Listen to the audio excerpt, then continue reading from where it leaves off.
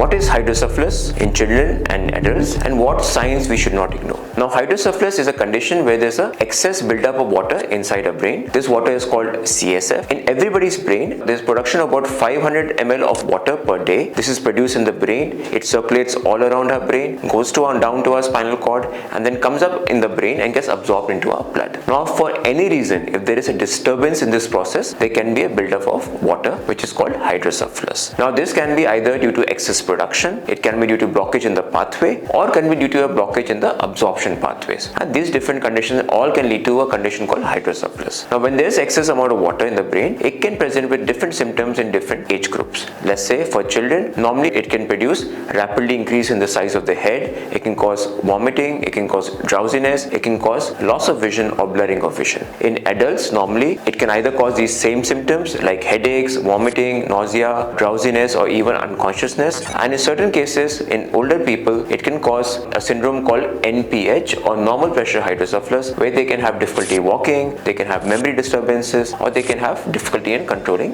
urine. How do we evaluate for hydrocephalus? When we suspect hydrocephalus, we either do a CT scan or an MRI of the brain to see is there increased water and what can be the cause of the increased water. In most cases, patients when they have hydrocephalus, either we treat the underlying cause, whether it's a tumor or infection, or in some cases may require a VP shunt or a ventriculoperitoneal shunt, which is basically a small pipe which is connected from skull, from your brain to your abdomen to drain the excess water. This is all below your skin, so it's not seen outside. And in certain cases where we see there's obstruction, you may be offered what's called an ETV or an endoscopic third ventriculostomy, where a small opening is made using an endoscope to bypass the blockage. Hydrocephalus is a complicated topic. It requires a detailed evaluation, and after the evaluation, the correct treatment can be advised for your patient. Thank you.